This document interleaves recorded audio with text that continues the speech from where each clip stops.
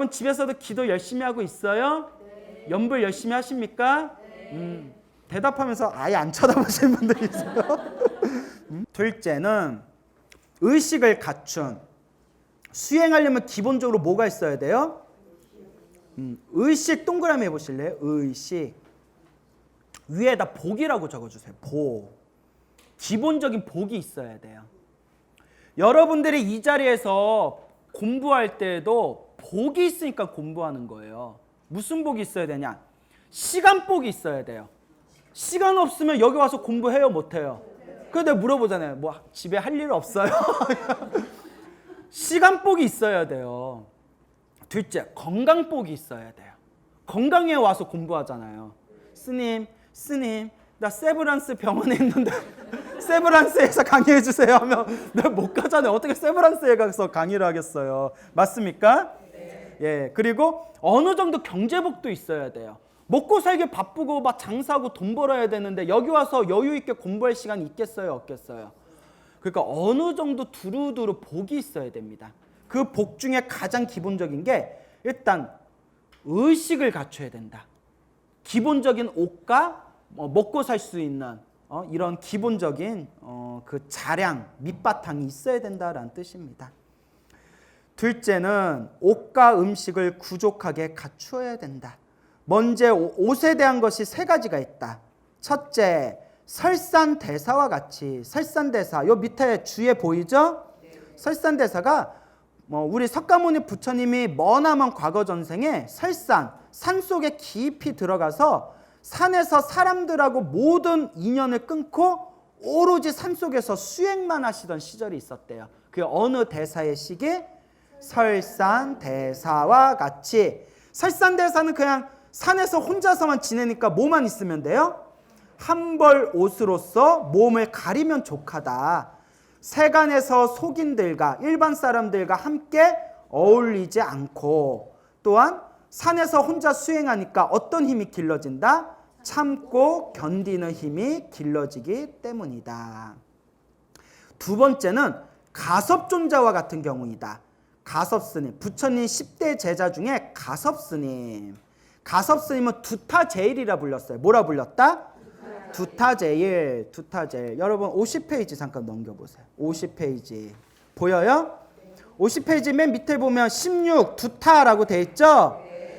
의식주에 대한 집착을 모두 끊어버리고 최소한의 의식주로 오로지 수행을만 전념하는 게 두타예요. 아시겠죠? 최소한의 의식주로서 오로지 수행에만 집중하는 거. 그러니까 옷 두 벌 갖고 서로 그냥 옷 두 벌 갖고 그냥 번갈아서 입으면서 밥도 하루에 한 끼만 먹으면서 잠도 나무 밑에서 방 안에서 편안하게 누워서 자지 않고 나무 밑에서 앉아가지고 오로지 명상만 하고 그렇게 최소한의 의식주로 수행에만 집중하는 걸 무슨 법이라고 한다? 예, 두타법, 두타의 법이라고 한다. 근데 이러한 두타제일이 무슨 존자였다? 가섭존자. 두타제일, 가섭존자. 항상 두타의 법을 받아 다만 분소의 밑에 주석 달려있죠? 분소의가 사람이 입다가 버린 옷을 깨끗이 빨아서 바느질해서 만든 가사를 분소의라고 해요. 알겠죠? 예, 사람들이 입다가 버린 거. 그래서 시체에 이렇게 걸려있는 옷까지나 또 경전에 또 어떤 내용이 나오냐면 예전에는 옛날 고대는 여자의 월경을 되게 부정하게 봤대요. 월경. 지금은 이제 그런 얘기 안 하잖아요. 인간의 여자의 당연한 신체적인 어떤 생리 형상이잖아요. 근데 옛날 고대에서는 여자의 월경을 불경하게 봤기 때문에 월경에 썼던 천을 어떻게 했을까요? 태우거나 버렸어요. 부정한 거라고. 스님들이 만든 분소의 대표적인 옷감 재료 중에 하나가 그 월경 천입니다. 여자의 월경이 묻어서 버린 천을 깨끗이 빨아가지고 그것을 또 기어서 입었대요. 그게 분소입니다. 그러니까 철저히 남들이 거들떠도 보지 않는 것으로 옷을 만들 정도로 철저히 의식주를 최소한도로 모든 집착을 끊고서 오로지 수행에만 전념하고자 했던 게 이 두타법이 되겠습니다. 알겠죠? 그래서 이 세 가지를 두고서 나머지는 오래 쌓아두지 않는다. 세 가지, 분소의 세 가지. 이걸 삼의라고 해요. 따라해보세요. 삼의. 밑에 14번 분소의 있죠. 14분소의 밑에 보면 세 가지란 승가리. 일단 동그라미 쳐보세요. 승가리 보이세요? 울다라승, 안타회. 이 세 가지를 삼의라고 불러요. 이것도 설명하면 시간이 오래 걸려서 일단 요 정도만 알아두고 가세요. 하여튼 스님들이 있는 삼의. 그래서 승가리, 울다라승, 안타회라는 그때그때 상황 맞춰서 갈아입는 세 가지의 가사가 있었다라는 것 정도만 알아두세요. 셋째는 몹시 추운 국토이거나 또는 참는 힘이 아직 생기지 못한 사람에게는, 그러니까 저 몽골이나 티베트나 우리 한국, 중국의 겨울에는 이 인도 더운 나라에서 입었던 세 가지 옷으로 버틸 수 있어요, 없어요? 그러니까 부처님께서도 부처님 가르침이 건너가게 되면 그 나라의 문화나 환경이나 그 관습에 맞춰서 좀 개량해도 된다고 했거든요. 그렇기 때문에 그 상황에서 어쩔 수 없이 꼭 필요한 물품, 그것을 백일물이라고 불렀대요. 뭐라고 불렀다? 백일물. 15 백일물 있죠? 예, 그 상황에서 어쩔 수 없이 필요한 여러 가지 물품 등은 쌓아두는 것을 허락했다, 허락하지 않았다? 허락하셨다. 그러나 반드시 무슨 법을 따라야 하며? 청정한 법을 따라야 하며, 청정한 마음으로 청정한 법을 따라야 하며, 양을 알고 내가 필요한 것만 딱 이렇게 쓸 뿐이지 쓸데없이 막 쌓아놓는 경우 있잖아요. 여러분들 그런 경우 있죠? 한 10년, 15년 입지도 않았는데 옷 장롱에 그냥 다 쌓아놓은 것들 있죠? 아, 없어요? 예? 보통, 예, 있죠. 그러니까 그런 것도 이제 다 정리하세요. 예, 다 이렇게 좋은데 보시하시고, 그리고 어디에 물품이 필요하다, 옷이 필요합니다 했더니 정말 입지도 못할 옷들을 막 보내준 사람들이 있대요. 그러면 돼요, 안 돼요? 그럼요. 그러면 안 되죠. 그리고 여러분들 평소에 잘 쓰지도 않은 액세서리 같은 거 있죠? 그런 것도 빨리 정리해. 예, 농담이에요. 양을 알고 무엇을 알아야 된다? 만족함을 알아야 한다. 만약 탐욕이 지나쳐서 쌓아둔다면 반드시 마음이 어떻게 된다? 어지럽게 흐트러지고 돛닦는 데 방해가 된다. 그래서 스님들이 그런 얘기 하세요. 선방에서 수행을 하면 딱 바랑 하나만 가지고 나와야 된다. 뭐 하나만 가지고 나와야 된다? 바랑 하나만. 바랑 하나에 얼마나 들어가겠어요? 딱 필요한 옷 몇 가지만 들고 수행하러 다닌다는 거예요. 그래서 저도 선방 다닐 때는 딱 바랑 하나만 가지고 다녔어요. 10년 동안. 나머지는 다 택배로 보냈어요. 요새 택배 문화가 좋아. 예, 그래요. 그러니까 불법을 닦는 사람은 물질적으로 욕심을 일으키면 된다, 안 된다? 돈에 욕심 많은 사람 치고 돛 닦는 사람 못 봤어요. 그렇죠? 예, 돈에 욕심 내는 사람 치고 돛 닦는 사람 못 봤습니다. 그래서 우리 스님들이 공부하는 초발심 자격문에서도 재색지화는 심어 독사하니, 재색지화, 재물과 여색, 세교, 재물과 세교의 화는 심어 독사, 심어독사, 독사보다 심하다. 뭔 얘기인지 알겠죠? 독사보다 심하대요. 근데 이렇게 얘기하는데도 우리 불자님들은 스님 독사라도 좋으니까 돈벼락 맞았으면 좋겠어요. 여러분들도 그래요? 아니에요? 네. 자, 다음에 음식의 법으로 4가지가 있다. 음식, 먹는. 너무 과식을 하거나 그래도 수행에 방해가 되겠죠? 첫째, 만약 도가 높은 보살이면, 보살은 대승의 수행자를 보살이란다고 했죠? 부처가 되기 위해서 수행하는 대승의 수행자를 보살이라고 하는데, 보살이면 깊은 산속에서 세간과 떨어져서 초목과 과일을 때에 따라 얻음으로써 몸을 지탱하는 것이다. 그러니까 초목과 과일, 풀 뜯어먹고 나무 껍질 벗겨먹고 과일 따먹으면서 오로지 수행에만 전념한다. 와, 정말 대단하죠. 둘째는 항상 두타를 행하고, 그러니까 음식 받아먹는 것도 최소한도로 한다는 거예요. 일종씩이라고 해서 하루에 한 끼만 먹는 거예요. 두 탈을 행하고 음식을 비는 걸식의 법을 받드는 것이다. 걸식법이라고 여기 나와 있죠?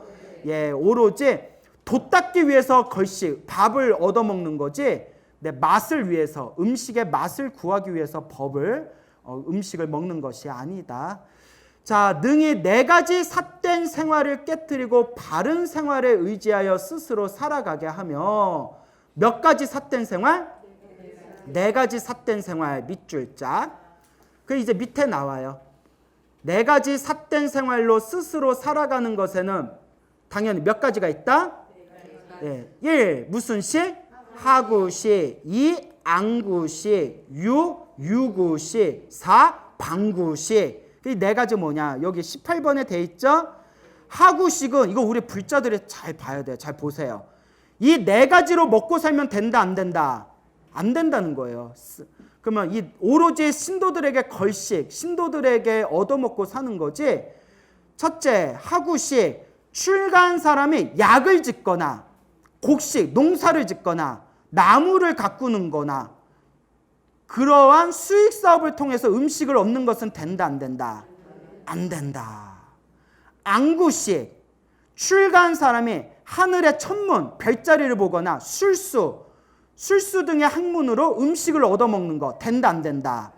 안 된다. 그러니까 사람들이 그래요. 뭐 스님들은 왠지 전설의 고향에서 본 게 있어가지고 사람의 얼굴을 보면 관상을 보고 하늘을 보면 천문의 조화를 알고 땅을 보면 풍수가 보이고 그러면 신도들 입장에서 우리 스님은 그런 거 보실 줄 알 거야. 스님 저 좀 봐주세요 하는데 부처님은 이런 걸로 먹고 살면 된다고 했어요? 안 됐어요? 예, 안 된다고 하셨어요. 그러니까 스님들한테 뭐 봐달라고 하면 안 돼요. 방구식. 밥 먹으면서 방구 끼면 돼요? 안 돼요? 출가한 사람이 권세 있는 사람에게 아첨을 떨면서 사방으로 심부름을 다니거나 교묘한 말로써 음식을 얻는 거 된다, 안 된다? 옛날에 이런 일이 많았어요. 왕이나 귀족이나 왕족의 어떤 그 신하가 돼가지고 스님이 신하가 돼서 이렇게 도와주고 하는 게 역사 속에 분명히 있었습니다. 자, 그런데 이런 스님들은 오로지 모든 세속적인 집착을 버리고 오로지 걸식에 의지해서 수행하며 살아가야 된다. 그 다음에 이제 무슨 식이 남았어요? 유구식. 출가한 사람이 갖가지 주문을 배워서 길흉, 좋다 나쁘다 점치는 등의 방법으로 음식을 얻는 거 된다, 안 된다? 근데 툭하면 스님들한테 점쳐달라는 사람들이 있어요. 제 아는 스님이 이러시더라고요. 광우 스님, 스님이 점칠 줄만 알면 평생 먹고 살 걱정은 안 한대요. 그런 얘기를 하셨어요. 어른 스님이. 광우 스님, 점치는 법만 배워놓으면 승복 입은 사람이 점만 칠 줄 알면 평생 먹고 살 걱정은 안 한다. 그런데 사람들 한 명, 두 명 봐주다 보면 사람들이 스님으로 안 보고 뭘로 보기 시작한다? 점쟁이로 보기 시작한다. 이 스님이 새벽 한밤중에 새벽에 띠리리 전화가 왔대요. 놀래가지고 신도가. 그래서 아니 무슨 일이 있나? 뭐 다치셨나? 상을 당했나? 전화를 받았더니 스님 내일 아침까지 내가 이거 주식을 투자를 해야 될지 말아야 될지 점 좀 쳐달라고. 미치죠. 스님이 그때 엄청나게 자괴감이 들었대요. 야, 참. 그래서 저한테는 광우 스님은 그냥 부처님 가르침을 널리 펼치는 여기 법사로서 지금같이만 살고 이런 다른 어떤 잡된 학문에는 마음을 두지 말아라 라고 간곡하게 이야기를 하시더라고요. 당신이 자괴감이 든 거예요. 그래서 저도, 그리고 중요한 게 저도 사주와 점을 배웠겠어요? 안 배웠겠어요? 근데 제가 신도분들한테 절대 안 봐줘요. 왜 안 봐주는지 아세요? 안 맞아. 안 맞아. 네, 안 맞아. 거기까지. 안 맞아. 내가 내 거를 봐도 안 맞아. 내 거를 봐도. 그래서 공부만 합시다. 여러분 사주팔자 봐도 별거 없어요. 결국 다 자기 복대로 살아. 예, 자기 복대로 살아요. 여러분 딱 딱 눈치 보면 벌써 여러 군데 다녀본 분들이 있어. 예? 대충 얘기해 보면 견적 나와. 자, 오로지 우리 수행만 합시다. 사대계 생활하는 모양이란 사리불이 청몽녀를 위하여 세법한 것 같다. 사리불 청몽녀. 그래서 사리불존자 부처님이 10대 제자 중에 지혜제일 맞죠? 네, 여기 밑에 나오네요. 그 청몽녀 20번 대지도로 나오죠? 사리불이 청몽녀에게 우리는 이 4가지 삿된 방법으로 얻어먹고 살지 않고 오로지 청정하게 심신 깊은 불자들이 주는 걸식에 의지해서 청정하게 살아갑니다라고 설법한 내용을 말합니다. 셋째는 고요하고 청정한 곳으로 시주들이 보내준 음식이며, 그러니까 우리 시주들께서 스님들이 수행하는 청정하고 고요한 그 공부도량에 이제 시주들이 음식을 보내준 경우가 있고, 이런 거는 이제 받아 먹어도 되고, 넷째는 승가에서 여법하게 법답게 깨끗하게 만들어진 음식이다. 이와 같은 음식이 있는 것을 음식에 무엇이 갖추어진 것이라고 한다? 연이 갖추어진 것이라고 한다. 또 옷과 음식을 부족하게 갖춘다고 한다. 무슨 까닭인가? 이런 최소한의 옷과 수행하면서 먹을 수 있는 최소한의 음식조차 없다면 마음이 불안하여 수행에 집중할 수 있다 없다? 수행에 집중할 수 없고 불도에 장애가 있기 때문이다. 자, 그래서 나도 친한 신도들한테 꼭 하는 얘기가, 나 나중에 산에 들어가서 수행하면 꼭 쌀 좀 보내줘. 내가 그래 쌀 줘. 그러면 예 스님 꼭 쌀 보내드릴게요 하면 또 눈치 없이 쌀만 보내라. 김치도 보내야 될 거 아니야. 맨밥 먹어? 라고 했던 기억이 납니다. 그렇죠? 자, 고요한 곳에서 한가히 거쳐야 한다. 셋째는 고요한 곳에서 한가하게 거쳐하면서 수행해야 되겠죠. 사실 여러분들 일상생활 가운데 애 키우고 남편 뒷바라지 해주고 사회에서 직장생활하면서 도 닦기가 쉬워요, 어려워요? 어렵죠. 그렇기 때문에 이 명상, 참선 명상, 지관 정해를 닦으려면 가만히 앉아서 마음을 고요하게 들어가야 되기 때문에 일단은 고요한 곳을 찾아가야 된다는 거예요. 일단은. 근데 우리들이 그러기 쉬워요, 어려워요? 어렵죠. 그래서 제가 항상 하는 얘기가 틈틈이 연불해라. 노는 입에 뭐 해라? 틈틈이 연불해. 지관 정해는 못 닦더라도 뭐라도 열심히 해라? 연불이라도 열심히 해라. 오고 가면서 차 타고 왔다 갔다 하면서. 그래서 저거 친하신 불자님이 있는데 회사에 다니세요. 회사에 다니시면서 너무 바쁘대요. 아주 그냥 눈 뜨고 뭐 코필 시간도 없이 너무너무 바쁜데 기도할 시간이 없으니까 틈틈이 기도한대요. 운전하면서 기도하고 멍 때리고 있을 때 기도하고. 그러니까 이분이 좀 기본적으로 집중력이 좋은 분 같아요. 근데 뭐라고 하냐면 스님 오히려 틈틈이 기도하는 게 평소보다 관세음보살 연부를 더 많이 하는 것 같아요 이러더라고요. 시간으로 합치면 더 많이 하는 것 같대요. 내가 그래서 아우 잘한다 그렇게만 해라. 근데 그 불자님이 요새 조금 굉장히 중요한 프로젝트가 있었는데 너무너무 대성공을 거뒀대요. 대성공을 거뒀는데 아무리 생각해도 2가지 때문이 같대요. 첫째가 관세음보살 연부를 정말 열심히 했대요. 그래서 갚이 받은 것 같고, 2번째가 나를 만나서 강우스님을 만나서 일이 잘 풀린 것 같다고 해서 그래 아유 말도 잘한다 네, 이랬어요. 그래서 평소에도 그러니까 우리가 시끄러운 곳에 있더라도 뭐라도 열심히 해야 된다? 연불이라도 열심히 해야 된다라는 걸 꼭 명심하시기 바랍니다. 한가하다는 것은 잡다한 일을 하지 않는 것을 한가하다고 한다. 잡다한 거, 복잡하고 복잡다단한 일들. 마음이 어지럽거나 시끄러움이 없는 까닭에 이것을 뭐라고 한다? 고요하다고 한다. 몸으로 잡다한 일을 하지 않는 것이 한가한 것이고 마음이 어지럽거나 시끄러움이 없는 것이 고요한 것이다. 여기에는 3군데가 있어서 선정을 닦을 수가 있다. 첫째, 깊은 산속 인적이 끊어진 곳. 그리고 둘째, 두타를 수행하는 아란야처. 인가에서 아무리 가까워도 얼마나 떨어진 곳? 3사리는 떨어진 곳이고, 이곳은 가축을 방목하는 소리나, 그러니까 개 짖는 소리가 들리지 말아야 된다. 적어도 개 짖는 소리가 안 들리는 곳, 이런 표현도 있어요. 다른 곳을 보면 가축을 방목하는 소리나 세간의 모든 심란함과 시끄러움이 끊어진 곳이다. 지금은 모르겠는데 예전 부산에 해운정사라고 있어요. 지금 해운정사 큰 스님께서 종정이신 진재 스님이시거든요. 근데 20년 전만 해도 해운정사 앞에 막 아파트 있고 막 이랬대요. 그 해운정사에 앉아서 이렇게 참선하고 있으면 저기서 부부싸움하는 소리가 다 들린대요. 스님들 20명이 앉아서 참선하고 있으면 살아 못 살아 죽여 인간아 그거 다 보면서 세간의 모든 심란함과 시끄러움이 끊어진 곳이다.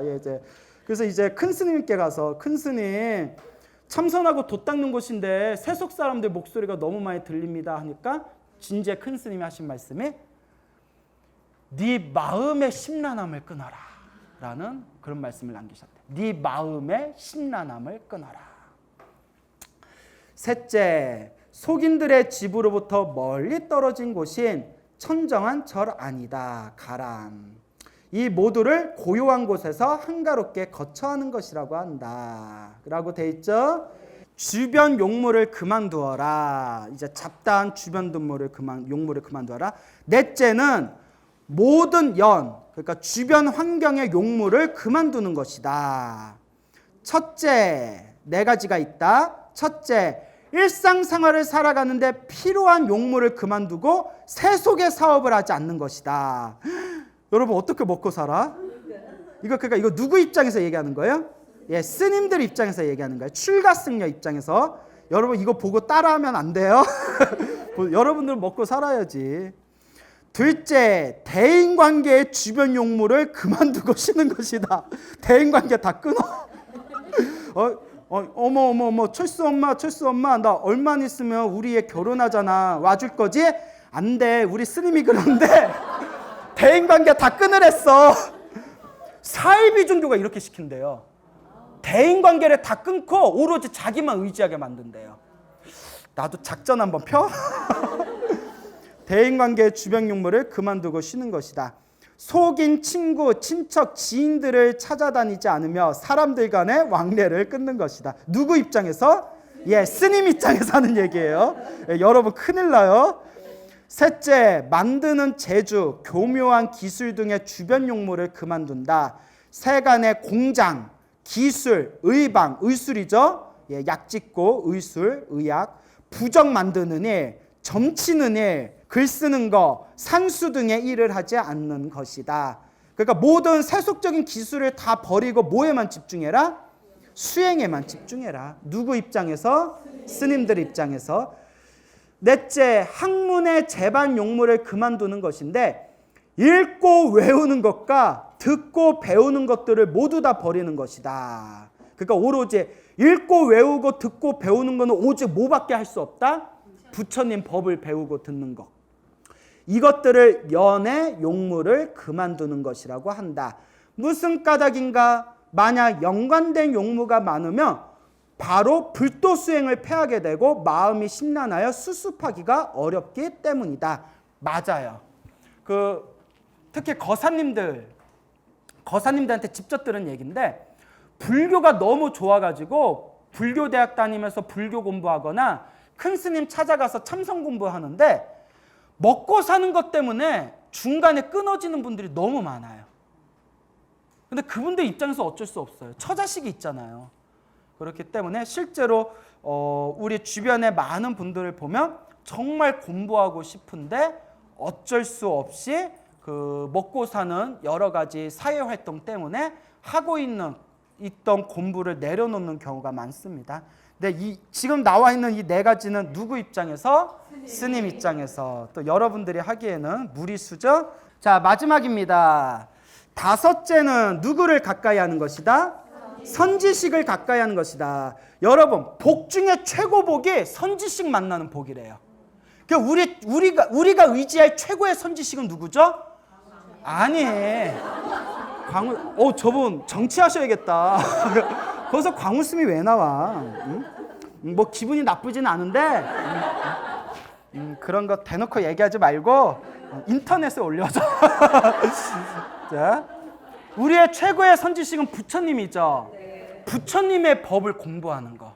이게 최고의 복입니다. 알겠죠, 여러분? 여러분, 우리 세속에서 부귀, 영화, 권력 그런 거 누리는 사람 그래봤자 이번 생이에요.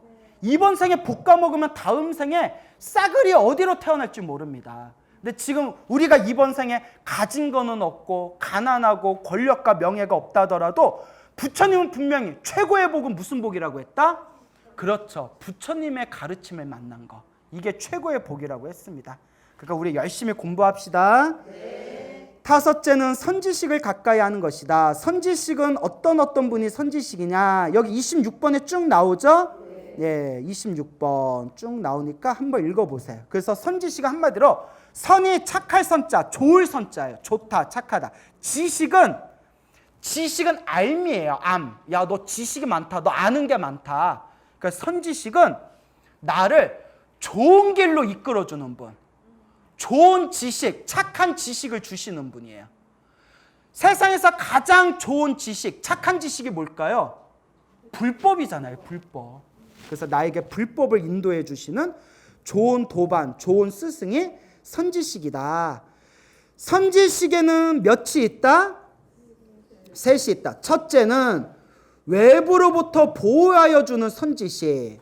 그래서 내가 공부할 수 있도록 머무를 수 있는 주거와 내가 수행하는데 힘 떨어지지 않게 음식을 제공해주고 수행자를 잘 보살펴주고 고달프게 하거나 괴롭게 하지 않는 분, 이런 분이 첫 번째 선지식이에요. 그러니까 물질적으로 도와주시는 선지식. 그러니까 물질적인 보시도 무시할 수 없죠. 물질적으로 도와주는 선지식. 둘째는 같이 수행하는 선지식. 그러니까 함께 수행하는 도반의 의미예요. 함께 같은 불도를 수행하며 서로 발심을 권하고, 발심, 이제 깨달음을 얻겠다, 부처가 되겠다라는 마음을 일으킨 거죠. 서로가 발심을 권하고 마음을 소란하게 한다, 안 한다. 예, 오로지 공부에만 전념할 수 있도록 내 마음을 되잡아주고, 그런 함께 수행하고 정진하는 도반, 이게 두 번째 의미의 선지식이에요. 여러분들 금묵자학이라 먹을 가까이 하면 시커매진다란 말이 있어요. 도반을 잘 만나야 돼요. 어렸을 때 부모님이, 어르신들이 친구 잘 사겨라 그러잖아요. 그러면 어린 마음에 아니 친구면 다 의리고 우정이지 뭐 친구를 가려서 사귀나? 이런 마음이 좀 있잖아요. 저도 이제 어른이 돼가다 보니까 아, 친구가 이렇게 중요하구나. 친구를 보면 정말 그 사람을 알 수가 있어요. 어차피 끼리끼리 만나요. 술 좋아하는 사람은 술 좋아하는 사람끼리 만나요. 맞죠? 춤 좋아하는 사람은 춤추기 좋아하는 사람끼리 만나요. 불법을 수행하기를 좋아하는 사람은 수행하는 사람끼리 만납니다. 도반을 꼭 만나면 누구 뒷담화하고 욕하는 사람이 있어요. 근데 그런 사람하고 가까이 있다 보면 물들게 돼요. 근데 꼭 만나면 기도 얘기하고 공부 얘기하고 어느 스님 법문은 이래서 좋고 또 어느 법사님 강의는 참 이래서 좋다고 이렇게 공부 얘기하는 분이 있어요. 그러다 또 너무 잘난 체하면 안 되죠. 예? 그렇기 때문에 끼리끼리 만난다. 유유상종이라. 여러분들 주변에 내 친구들과 내 도반을 이렇게 한번 생각해 보세요. 어때요? 다들 좋은 분들이 있나요?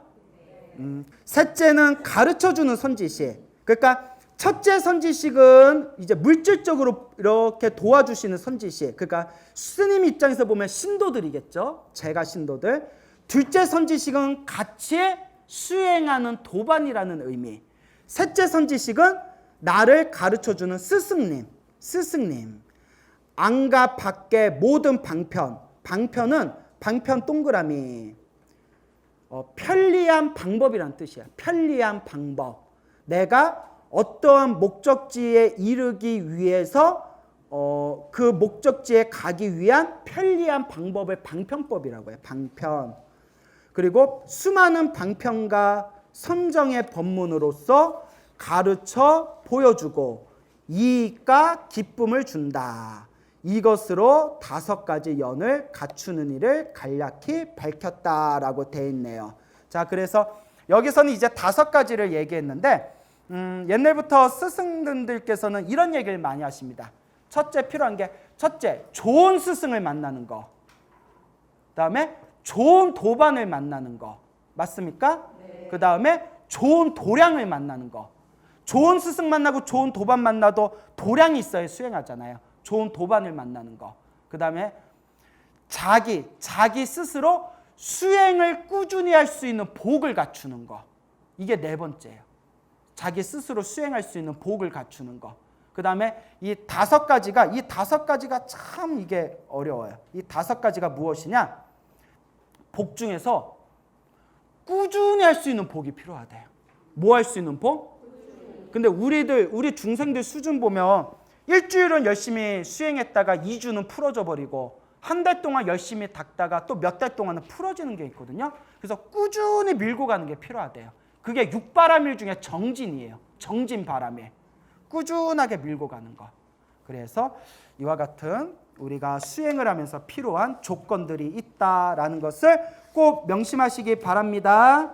예, 오늘 여기서 마치겠습니다.